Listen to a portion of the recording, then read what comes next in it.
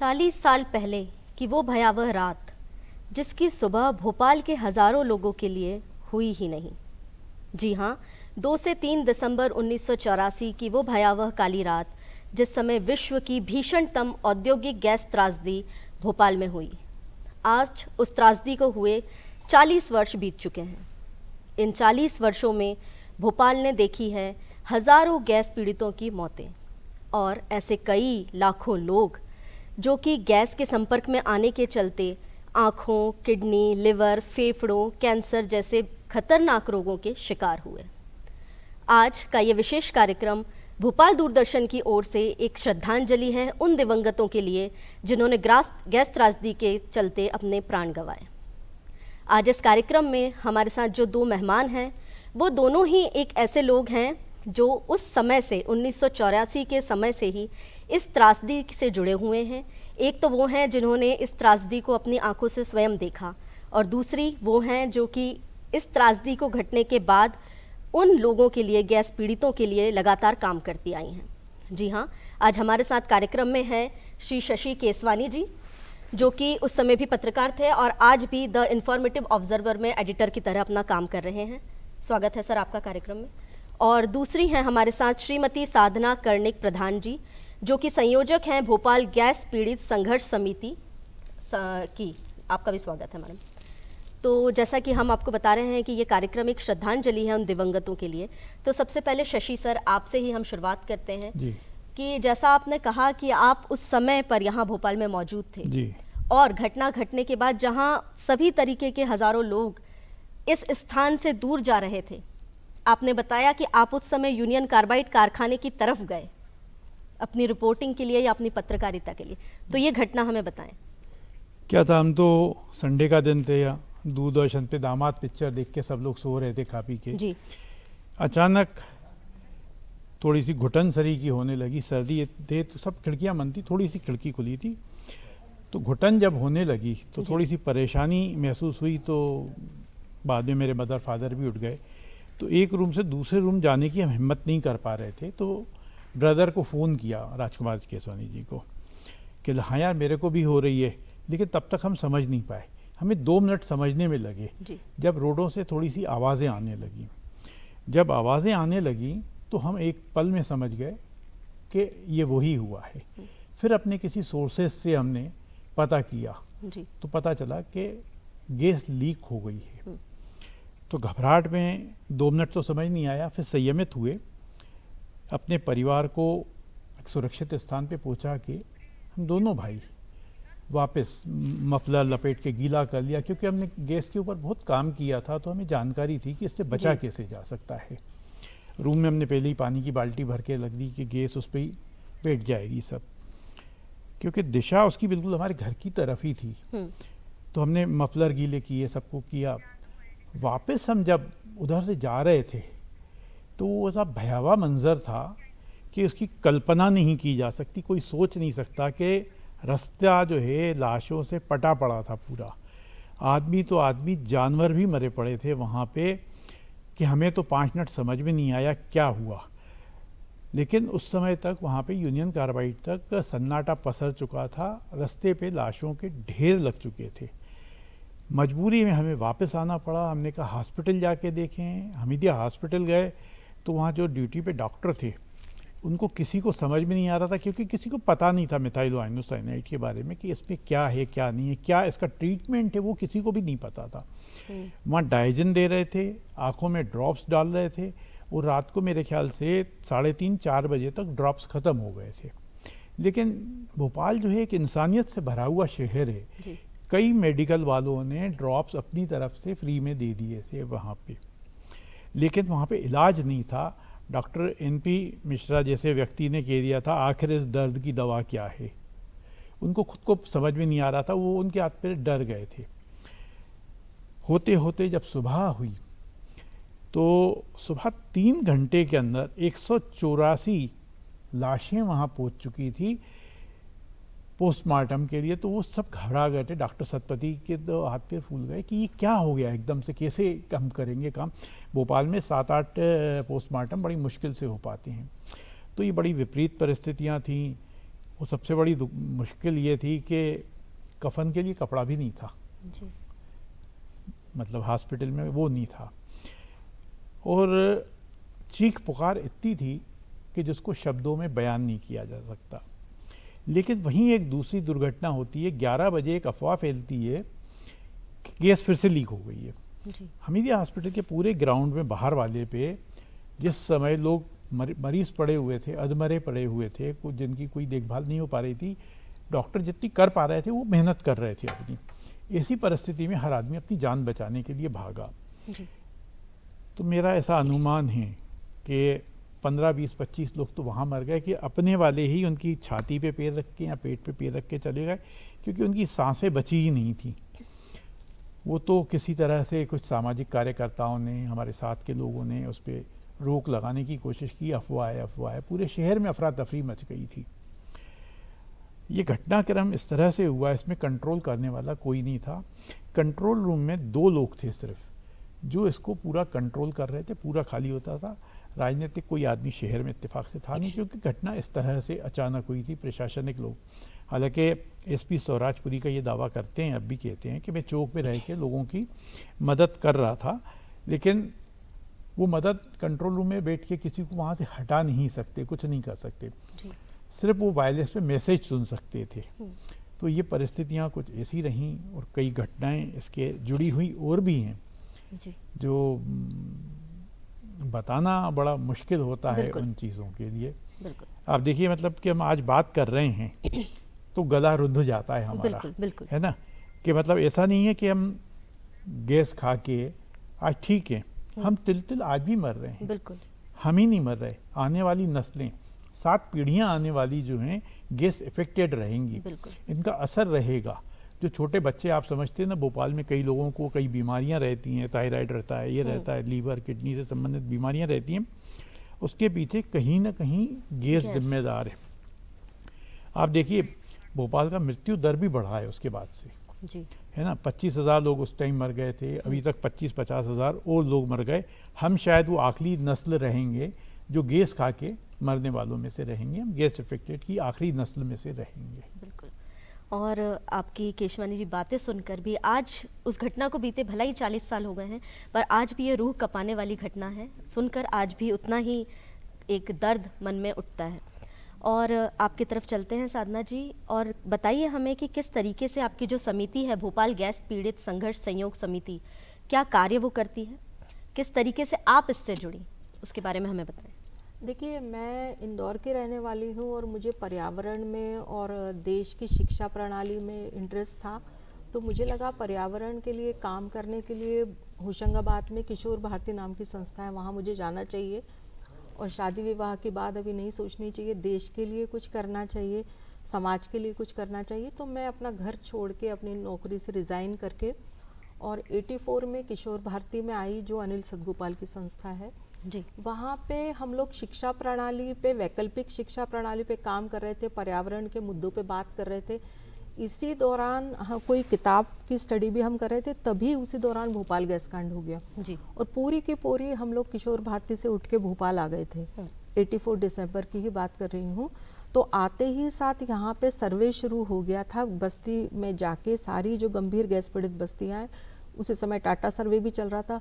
उस सर्वे के दौरान मैंने जाना कि क्या इनको तकलीफ़ें हैं और कितनी भयानक ये त्रासदी थी। और जिसको मैंने किताबों में पढ़ा, पर्यावरण वगैरह, तो ये वाकई में इस ज़मीनी हकीकत के तौर पे पर्यावरण का हादसा कितना बड़ा हादसा होता है और इससे क्या सीख ली जा सकती है। जी। तो उस सर्वे के दौरान फिर हमने एक मांग पत्र बनाया, जो एक शॉर्ट टर्म मांग पत्र था और एक लॉन्ग टर्म मांग पत्र था। शॉर्ट टर्म जो लॉन्ग टर्म मांग पत्र था, उसमें कई तरह की मांगे थी, जिसमें कि गैस पीड़ितों के लिए रोजगार केंद्र वार्डवार खोलना, गैस पीड़ितों के लिए अस्पताल वार्डवार खोलना, उनके लिए स्वास्थ्य के लिए 100 बिस्तरों के अस्पताल खोलना, सुपर स्पेशलिटी अस्पताल खोलना। और इसके अलावा शॉर्ट टर्म मांगों में जैसे राशन कार्ड बनाना, उनके लिए उनकी गैस की पर्चियों पे MIC पीड़ित लिखना, ताकि कोर्ट में ये सब एविडेंस के रूप में, सबूत के रूप में काम आए। तो ये सारे मांग पत्र की ड्राफ्टिंग उस सर्वे के आधार पे शुरू हो चुकी थी और एक संघर्ष की रूपरेखा बनी कि अब तो सरकार से ये सब चीज़ें जो हैं हमें गैस पीड़ितों के लिए हासिल करना है और गैस पीड़ितों को साथ लेके चलना है। तो ये 84 से ही लगातार एक सिलसिला संघर्ष का शुरू हुआ, जिसमें कि शॉर्ट टर्म मांगों में हमने गैस पीड़ित पर्चियों पे डॉक्टर अस्पताल में जाने के बाद MIC पीड़ित लिखे, ताकि इनको साधारण मरीज न समझा जाए, खांसी बुखार का मरीज न समझा जाए, इनको जो कुछ हो रहा है वो MIC के कारण हो रहा है, इसका उन्हें सही मुआवजा मिले। तो ये लिखना शुरू हुआ। राशन कार्ड वहाँ पे फिर सरकार ने इनके राहत के बनाए, जो कि ये मांग में था। फिर वार्ड वार इनके रोजगार सिलाई सेंटर खुले, जो इस मांग पत्र में था। इसके लिए बहुत संघर्ष हुआ, बहुत जुलूस निकले, बहुत लोग पैदल चले, मुख्यमंत्री के यहाँ महीना भर पड़े रहे। उसके अलावा लगातार ये संघर्ष जारी है, जो आज भी जारी है। इसके अलावा फिर एक सोडियम थाइसल्फेट नाम का इंजेक्शन था, जो कि गैस पीड़ितों के शरीर से जहर निकालने वाली दवा के रूप में किसी जर्मन डॉक्टर ने बताया था हमीदिया अस्पताल में फॉरेंसिक मेडिसिन में। वो इंजेक्शन फिर हम लोगों ने देना शुरू किया, जिस जन स्वास्थ्य केंद्र में मैं काम करती थी उसके ज़रिए, और उसमें उसका इंजेक्शन से पहले और बाद का रिकॉर्ड रखना शुरू किया। जो गैस पीड़ितों को भी मैं ले जाती थी वो यूरिन के सैंपल हमीदिया अस्पताल, वहाँ से वो उनको वो रिकॉर्ड के रूप में स्वास्थ्य कार्ड भी हम लोगों ने बनाए। इसी दौरान हमने ये सारा संघर्ष करते हुए उनके मुआवजे, उनका अंतरिम राहत, तमाम सारी मांगे हमने जो थी उसके लिए संघर्ष शुरू कर दिया था। एक वाकया है कि ये जब जन स्वास्थ्य केंद्र में मैं इंजेक्शन लगा रही थी तो मालवा एक्सप्रेस जो उस रात को आई थी, उसके जो ड्राइवर थे एक मौलाना साहब, वो आए थे हमारे जन स्वास्थ्य केंद्र में। एक छोटी सी गली में था वो, गली कूचे में, वहाँ वो ढूंढते हुए आए थे और उन्होंने ये कहा था कि मैं देश के सारे बड़े अस्पतालों में जा चुका हूँ, पर मुझे आज तक नींद नहीं आ रही है गैस कांड के बाद से, तो मैं ये इंजेक्शन लगवाना चाहता हूँ। तो मैंने अपने हाथों से उनको 12 इंजेक्शन लगाए थे सोडियम थाइसल्फेट के, और 3, 4, 5 इंजेक्शन के बाद ही उन्होंने कहा था कि आज मैं पहली बार गैस हादसे के बाद सोया हूँ। जो मालवा एक्सप्रेस उस रात को लेके आए थे उन्होंने बताया। तो इस तरह से सैकड़ों हजारों लोगों को वो इंजेक्शन लगे। आज भी उनके पास वो, किसी के पास स्वास्थ्य कार्ड है, हमारे हाथ के लिखे हुए किसी के पास नहीं है। इसके अलावा वो जिनके वो स्वास्थ्य कार्ड थे उनको वो मुआवजा भी ज़्यादा मिला, क्योंकि उसमें जहर का सबूत था कि इंजेक्शन लगाने से पहले क्या हालत है और इंजेक्शन लगाने के बाद यूरिन के सैंपल में जहर कितना आया है। इसके अलावा फिर इसी दौरान क्या हुआ कि सरकार समझौता करने जा रही थी, तो हमें लगा ये राशि कम है। जन स्वास्थ्य केंद्र के मरीजों को ही मैंने लिया, पूरे मोहल्ले संपर्क किया, समझौता विरोधी सम्मेलन भी हुआ, और उसके साथ ही जिला अदालत में पहली याचिका 87 में लगी हमारी कि ये समझौते की राशि कम है और इसके साथ अंतरिम राहत दी जाए। तो जन स्वास्थ्य केंद्र की तरफ से मैं उस याचिकाकर्ता में थी, और ये जाके कोर्ट के सामने हम लोग बैठे थे गैस पीड़ित। दुनिया के सामने पहला ऐसा एक नज़ीर आई जस्टिस देव की इस फैसले के रूप में, हमारी याचिका के रूप में, कि नहीं, ये गैस पीड़ित शांतिपूर्ण रूप से कह रहे हैं कि हमें न्याय नहीं मिलेगा इस समझौते से और अंतरिम राहत मिलनी चाहिए। तो जस्टिस देव ने 3.5 अरब रुपए के अंतरिम राहत हमारी याचिका पे, और वो जो छोटा सा एक आंदोलन मैंने शुरू किया उसके ज़रिए वो हुआ। इसके अलावा रेलवे कोच फैक्ट्री में फिर जो है वो कई गैस पीड़ित जो हैं उनकी भर्ती कराई। माधवराव सिंधिया जी उस समय रेल मंत्री थे, उनसे मिलके, और साथ में मुआवजे के लिए जो है ना कोर्ट में काफ़ी देर लग रही थी, तो हमने सुप्रीम कोर्ट को पत्र अभियान शुरू किया और लोक अदालत भी लगवाई, ताकि वो जो है ना उनकी मामले की सुनवाई जो है जल्दी हो सके, और लोक अदालत के जरिए हज़ारों लोगों के फैसले हुए। जी, तो साधना जी, 40 वर्षों का सफ़र जो है वो धीरे धीरे किस तरीके से आपने गैस पीड़ितों की सहायता करी, वो तो हमने आपसे जाना ही। और शशि जी, आपकी तरफ चलते हैं, क्योंकि जैसे हर एक घटना, हर एक त्रासदी में कुछ ऐसे लोग होते हैं जिनको हम कहते हैं अनसंग हीरोज़, या ऐसे लोग जो कि गुमनाम नायक थे। तो आप क्योंकि इस घटना के पूरे साक्षी रहे, तो किन ऐसे लोगों का आप नाम लेना चाहते हैं जो कि अनसंग हीरोज़ कहेंगे हम इस त्रासदी में? देखिए, सबसे पहला तो नाम मैं मेरे बड़े भाई राजकुमार केसवानी जी का लूँगा कि उन्होंने 3 बार तो अपने अखबार में लिखा, एक बार जनसत्ता में लिखा, उसके पहली हेडिंग थी, ज्वालामुखी के मुहाने बैठा भोपाल, 1 से 1.5 घंटे के अंदर इंसानी लाशों का ढेर। जी। उसके बाद उनका एक दूसरा आर्टिकल था और तीसरे में लिखा था, न समझोगे तो मिट जाओगे दुनिया वालों, तुम्हारी दास्तां तक न होगी जहाँ के दास्तानों में। जी।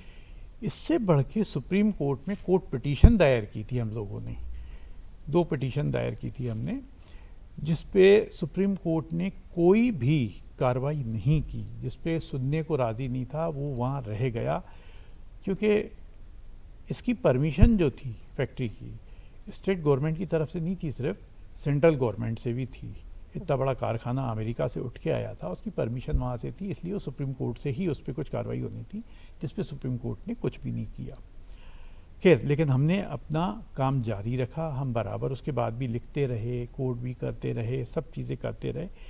ये राजकुमार जी को श्रेय जाता है कि उनने उस पर रिसर्च किया। मैं उनका असिस्टेंट था तो उनके साथ सपोर्ट करता था, लेकिन मेहनत ये उन्हीं की थी। इसके पीछे एक चीज़ में कुछ लोग जो थे और भी, जैसे हमें जानकारी जो थी, जो प्लांट पे का एक मजदूर था और वहाँ का कर्मचारी नेता भी था, मालवीय जी। उसने दी थी पूरी, है ना।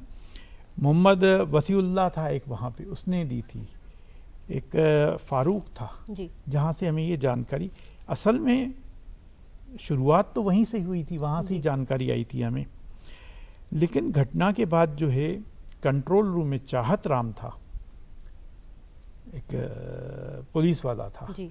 वो आखिरी समय तक सबको खबर देता रहा। एक चौहान जी थे, हालांकि एसपी भोपाल कहते हैं स्वराजपुरी, कि मैंने भी बहुत काम किया, लेकिन मैं श्रेय उन्हीं को देता हूँ। जी। ऐसे कई लोग थे, डॉक्टर सत्यार्थी थे, डॉक्टर कई जो ड्यूटी पे हमीदिया में थे, जी। है ना।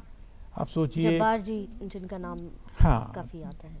तो ऐसे कई लोग थे और कई सामाजिक कार्यकर्ता थे, कई सामाजिक संगठन थे जो बराबर इस पे काम कर रहे थे। ऐसे कई लोग थे। जैमिनी जी और आरसी साहू जी जो फोटोग्राफी के समय पर भी थे। लेकिन कमलेश ने तो बैग उतार के रख दिया था हमीदिया हॉस्पिटल में ही, वहीं पे वो अनाउंसमेंट करने लगे थे। वो 8 दिन तक अपने घर भी नहीं गए थे। ये एक बड़ी बात होती है, फोटोग्राफर अपनी फोटोग्राफी करेगा। वो तो 2-4 घंटे उनने की बहुत अच्छे फोटोज जो हैं उन्हीं के हैं जी। जो भी घटना के असल फोटो हैं वो उनके हाथ के हैं, कमलेश जी के हाथ के हैं। जी। लेकिन हमीदिया हॉस्पिटल में कई लोग, आप सोचिए कि जब कफन का कपड़ा नहीं था तो कई सामाजिक संगठनों ने कपड़ों के ढेर लगा दिए थे। दिक्कत क्या हुई कि बाद में जब मुस्लिम को दफनाया जा रहा था तो कुछ था नहीं, कब्र खोदने वाले नहीं थे। क्योंकि मैं तो ग्राउंड रिपोर्टिंग करता हूँ शुरू से, तो मैंने ज़मीनी हकीकत जो देखी थी जी। तो जो गड्ढे खोदने वाले हैं वो मेरे को सुबह कह रहे थे कि अब मेरा शरीर जो है टूट गया है, गड्ढा खोदने की स्थिति में नहीं। उस ज़माने में जेवीसी वगैरह होती नहीं थी। जी। मजबूरी में एक कब्र के अंदर 2-2 लोगों को दफनाना पड़ा था। नमक नहीं मिल पा रहा था उतना, तो कई जगह कास्टिक डालना पड़ा। लकड़ी की मात्रा कम थी, केरोसिन कम था, एक जगह 2-2 लोगों को जलाना पड़ा था और कई जगह तो पेट्रोल का भी इस्तेमाल करना पड़ा था। बहुत विपरीत परिस्थितियां थी। अब वहाँ पे कहता है आदमी के साहब, ये जो लाशों का मेला अल्लाह मियाँ तूने लगाया है, जी। अब ये बंद कर दे। क्योंकि एक कब्र में लाश जा नहीं रही थी, दूसरी आ रही थी। अब जगह कहाँ से आए कब्रिस्तान में आखिरकार इतनी? न जहांगीराबाद में थी, न हमीदिया रोड पे थी, न कहीं और थी, सब जगह भर चुकी थी। जी। परिस्थितियाँ शमशान घाट में भी वही थी, वहाँ पे जगह नहीं थी कहाँ पे भी जलाने की, किसी को समझ नहीं आ रहा था। संगठन जितने थे अपने लेवल पे काम कर रहे थे, गवर्नमेंट अपने लेवल पे कर रही थी, लेकिन क्या थी, न दवाइयाँ थी, न उस पर कोई रिसर्च नहीं था एक्चुअली, सबसे बड़ी अचानक हुई त्रासदी हाँ थी। है ना। जी। लेकिन उस टाइम वहाँ पे जो लकड़ी ला रहा था आदमी, तो वो एक अजीब तरीके से कुछ गाना गा रहा था। फिर मैंने उसको रोका भी था कि यमराज तो आज झोली भर के जाएगा। तो मैंने क्या, उसकी झोली कितनी बड़ी भाई, ये पूरा शहर ख़त्म हो जाएगा, 10-20 हज़ार तो लोग। लेकिन जब वहाँ से मैं कब्रिस्तान से और इससे होके और यूनियन कार्बाइड से होके करीब 1 बजे वापस आ रहा था, नगर निगम की गाड़ियाँ जानवरों को, मवेशियों को रोड से उठा रही थी। मतलब अगर वो उनका 300 किलो वजन है तो वो 400-500 किलो के लगे थे, गैस की वजह से उनके पेट फूल गए थे। सिंधी कॉलोनी के पास की घटना है, जब उन्हें एक भैंस को क्रेन पे उठाया था, अचानक से वो फट गई थी। वो जो लोग तमाशबीन बने हुए थे उनके ऊपर जब वो गिरा था, कई लोग वहाँ बेहोश हो गए थे। आप कल्पना नहीं कर सकती वो किस तरह की बदबू निकली थी। और वो जो घटना थी, मतलब मैं देख के मेरे रोंगटे खड़े हो गए थे। मतलब मैं उस दहशत से भर गया था कि अगर ये जानवर इस तरह से फटते रहे तो शहर की क्या हालत होगी। कि वो बदबू से इतना माहौल भर गया था, भोपाल टाकी से आगे तक वो बदबू आ रही थी। मतलब आप सोचिए, जो ज़मीन पे लोग थे उस टाइम काम करने वाले, वो कई दिनों तक खाना नहीं खा पाए थे। बिल्कुल सही। और स्थितियाँ बद से बदतर हो रही थी। रोज़ खबर आ रही थी इसके घर में 3 मर गए, इसके घर में 2 मर गए। समझ में आ नहीं रहा था कि परिस्थितियाँ कहाँ जाएंगी। लेकिन एक चीज़ अच्छी थी उस टाइम कि इंसान बहुत अच्छा हो गया था। मैं कहता हूँ हमेशा अच्छा होना चाहिए इंसान। उस टाइम हमें ये समझ में नहीं आ रहा था ये मुसलमान है कि हिंदू है। बिल्कुल बिल्कुल। दूसरी बात ये थी, जो घर किसी के खुले पड़े थे, आप क्राइम रेट देखेंगे उस टाइम 0 हो गया था। कुछ नहीं था कहीं पे भी, न चोरी हुई, न लूटपाट हुई, न लड़की के साथ छेड़खानी। क्या कौन किस हालात में है, हर आदमी की इच्छा ये थी मैं मदद करूं किसी की ये भावना नहीं थी ये उठा लूं। रोड पे सामान पड़े रहे लोगों की, कई लोग जो मर गए सामान लेकर दौड़े थे, वो छूट गया तो वो किसी ने उठाने वाला नहीं था, वो थानों में जमा हुए।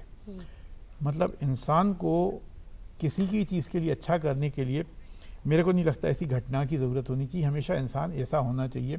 अगर मैं उस टाइम के 2 महीने के क्राइम रिकॉर्ड देखता हूँ तो मेरे को अब भी बहुत अच्छा लगता है। मैंने उस टाइम एक स्टोरी भी की थी कि इस तरीके से इंसानियत अगर दुनिया में हो तो दुनिया पूरी बदल जाएगी, स्वरूप बदल जाएगा और इस तरीके की घटनाएं भी नहीं हो पाएंगी, क्योंकि एक दूसरे की मदद करना सीख जाएंगे लोग। तो ऐसी बहुत अच्छी चीज़ें भी हुई थी, लेकिन दुखद यादें ज़्यादा हैं। दुखद यादें यूँ ज़्यादा हैं कि मतलब वो भूल नहीं पाते, चाहे अनचाहे भी। वो बड़ा मुश्किल होता है उस तरह से कि आप इस तरीके की घटनाएं जिनने देखी। आज कभी भी ज़रा सी कोई बात होती है, कोई बीमार होता है, तो दिमाग में पहली बार विचार यही आता है कि यार इसको गैस इफेक्टेड थी। कोरोना काल में भी जितने लोग भोपाल में मरे आप देखेंगे तो ज़्यादा था एक रिकॉर्ड, क्योंकि लंग्स उनके सबके वीक थे, कमज़ोर हो चुके थे। तो उसके पीछे ये लोगों को समझ में नहीं आ रहा था। उस टाइम भी डॉक्टरों को ही समझ में नहीं आ रहा था इतने पेशेंट क्यों आ रहे हैं भोपाल में। इंदौर में कम थे, आप देखिए भोपाल के मुकाबले, रायपुर में कम थे, अन्य जगहों पे कम थे, भोपाल में ज़्यादा थे, क्योंकि ये लोग गैस खाए हुए थे अधिकतर लोग। बिल्कुल। कोरोना की भी अगर हम बात करें तो मेरे ख्याल से गैस पीड़ित जो लोग थे उन पर इसका प्रभाव ज़्यादा देखा गया। ज़्यादा बहुत ज़्यादा दिखा, और पूरा उसके मेडिकल प्रूफ आ गए हैं उसके, क्योंकि लंग्स भोपाल में रहने वाले उस दौर के जो लोग हैं उनके तो हैं ही हैं। उसके बाद जो बच्चे पैदा हुए उनकी भी बहुत अच्छी स्थिति नहीं है। आप देखेंगे यहाँ पे लीवर भी जो है बच्चों का भी बहुत अच्छा काम नहीं करता। उसके पीछे वजह वही है कि उनके माँ बाप ने वो गैस जो है इनहेल की हुई है। परिस्थितियाँ उनके लिए भी अच्छी नहीं है। संघर्ष उनका खत्म नहीं हुआ है। बिल्कुल। संघर्ष तो मतलब जारी रहेगा, आने वाले कई सालों तक रहेगा, 7 पीढ़ियों तक। मैं उस टाइम पे बोन एसलेंडर के साथ काम कर रहा था, स्वीडिश जर्नलिस्ट थे, स्वीडन टाइम्स के थे। तो उनने तो एक सर्वे किया था, बाद में उनने वहाँ पे रिसर्च भी किया था। तो उसमें कहा था कि ये 7 पीढ़ियों तक रहेगा असर, आने वाली पीढ़ियाँ और तकलीफ झेलेंगी जिसका कहीं सबूत भी नहीं रहेगा। बिल्कुल। तो उस टाइम पे उनने विदेशी कई पत्रकारों ने बहुत अलग तरह से काम किया था। बिल्कुल। और यहाँ पर हम आगे भी आपसे जानेंगे, पर अगर हम बात करें कि सरकार ने क्या खास कदम उठाए गैस पीड़ितों के पुनरुत्थान के पुनर्वास के लिए, क्या खास कदम उठाए गए, उनके स्वास्थ्य के लिए, उनके इलाज के लिए क्या सुविधाएं हम आज तक मुहैया करवा पाए हैं? देखिए, जिस तरह की होनी चाहिए थी उस तरह से तो नहीं हो पाई, है ना। फिर भी प्रयास तो जो हुए वो तो हुए ही कि हॉस्पिटल खुल गया, उनका इलाज चलता रहा। एक्चुअली इस पे जो रिसर्च होना चाहिए था वो रिसर्च नहीं हुआ कि इसका एक्चुअल इलाज क्या है। लंग्स की प्रॉब्लम है तो वो किस तरह से ठीक होगी, या दूसरी चीज़ें हैं वो किस तरह से ठीक होंगी, उन चीज़ों पे उस तरह से काम नहीं हुआ। आज कई चीज़ों से गैस पीड़ितों को जोड़ दिया गया है, लेकिन वो जुड़ाव जो है वो शायद मुझे लगता है अब भी कम है। उस पर काम करने की अब भी ज़रूरत है। आने वाली नस्लों के लिए मेरा तो ये मानना है कि जो पीढ़ियां हमारे बाद पैदा हुई हैं जी उनको भी गैस इफेक्टेड मान लेना चाहिए।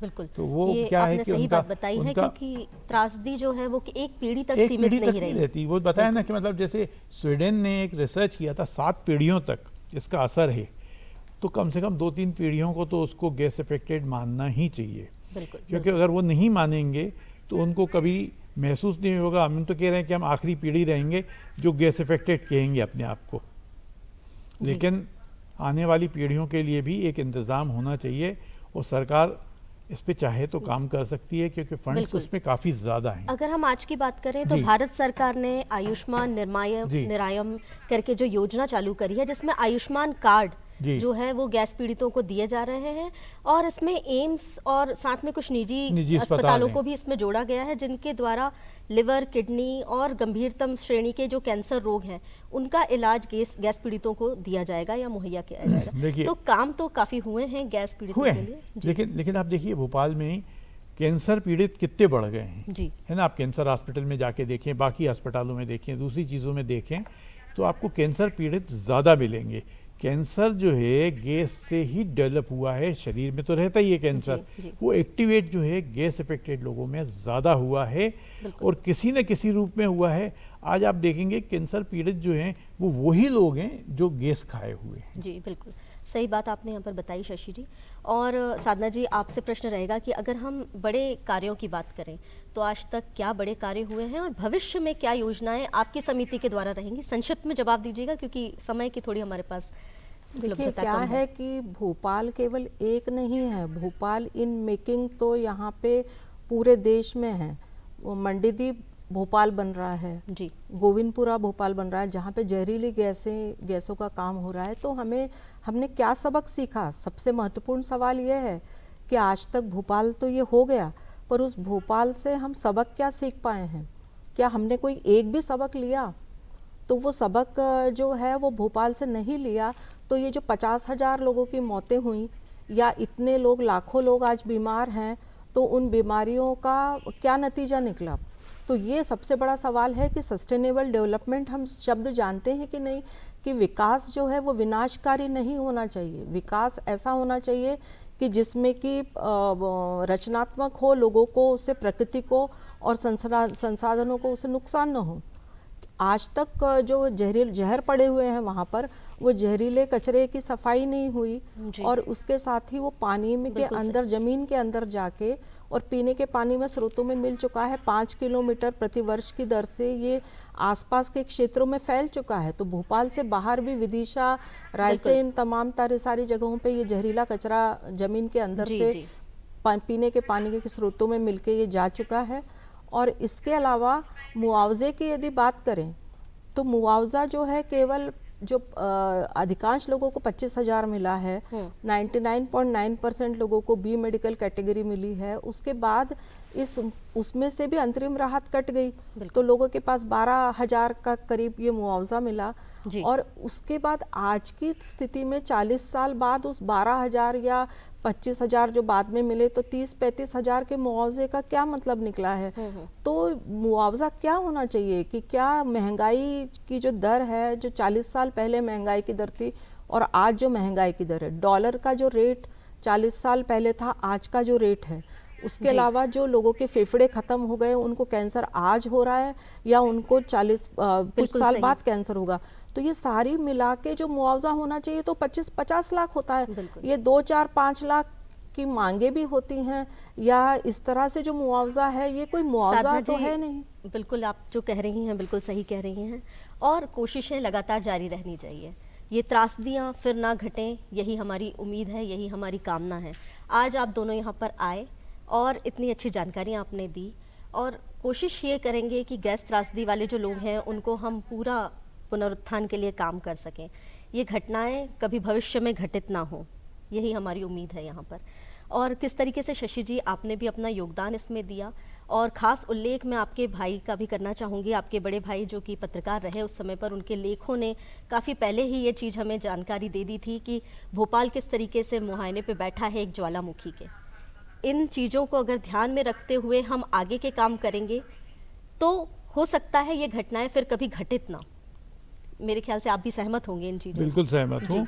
इसके लिए थोड़ा सा लोगों को भी अवेयर रहना चाहिए अवेयर कि रहना आपके चाहिए। घर के पास में कौन सी फैक्ट्री चल रही है, क्या है, जी, किस जी। गैस पे किस तरह से काम हो रहा है, उस पर ज़रूर वो होना चाहिए। लेकिन आश्चर्य इस बात का रहता है कि स्कूल कॉलेज में जी। इस चीज़ पे कभी जानकारी नहीं जाती। जी, इसको थोड़ा सा जो है ध्यान देना ध्यान होगा। देना जी चाहिए। शशि जी, बहुत बहुत धन्यवाद आपका।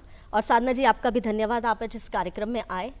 और दोस्तों, गैस त्रासदी की जो 40 वर्ष आज पूरे हुए हैं, उसके लिए यही कहना चाहेंगे कि फिर कभी ऐसी कोई रात ना हो, जहर घुला हो फिजा में ऐसी कोई बात ना हो, खुशनुमा रहे धरती हमारी, कहीं किसी गम से किसी की मुलाकात ना हो। उम्मीद करते हैं आप सभी स्वस्थ रहेंगे, अपना ध्यान रखेंगे। धन्यवाद।